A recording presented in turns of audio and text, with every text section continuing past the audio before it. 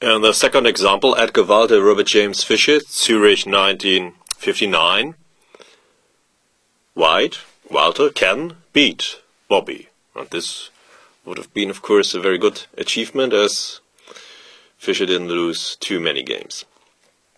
But how to start, how to advance White's queenside pawns?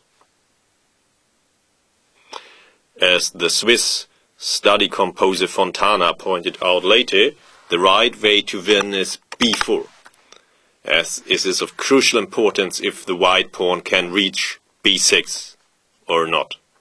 And here it can't be prevented.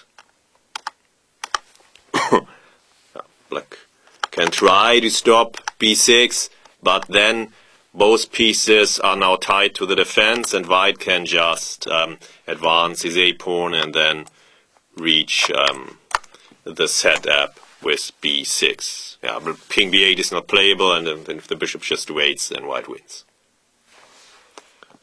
And if black tries to regroup to bring the king to a7, then, yeah, again he is too late. White has achieved b6, and finally black is in deadly Zugzwang, as the king must stop king a7 and the bishop must stop the a-pawns advance, and so it's over. Yeah, there is after b4 there is no defense. White would have won. In the game, Walt it shows a4, and now Boby again shows that he knows the theoretical endgames and Rauser's drawing soon. First he brings over his king to a7. Yeah, now white is not in time. White's king must protect the b-pawn, cannot advance, and so black's king reaches a7 safely. This is one part of the defensive setup, and now the bishop can be activated, and now it's a draw. White can win the bishop for the queenside pawns, but not the game, as then black's king is always in Rauser's drawing zone. We will see. Taking aim at the pawns, a typical defensive technique, and opposite colored bishop endings. Now black just waits.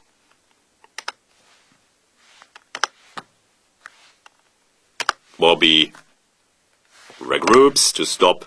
Of course, b6 must be stopped.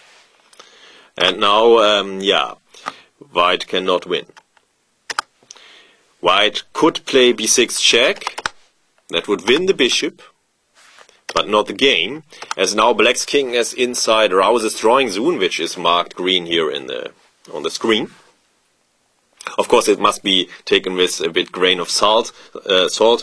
If black's king is, for example, on a8 and white's king could take the h4, then white would be winning. So black's king has always be close enough to reach the h8 corner if white takes the h4 pawn.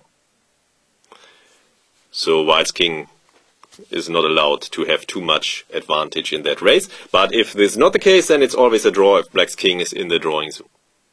Only if it could be cut out of the drawing zone permanently, like with black's king on d4, white's on d6, and white's bishop on d5, then white would win by long maneuvers.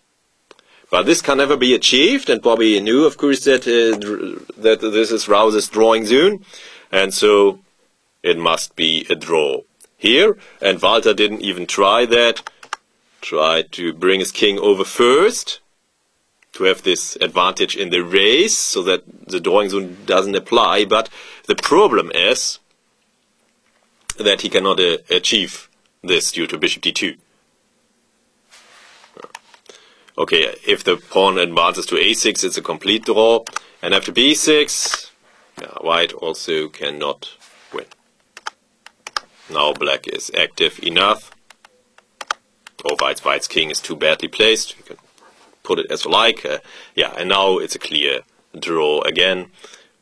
White cannot make progress unless he allows a complete blockade of his queenside pawns, when it's also clear draw.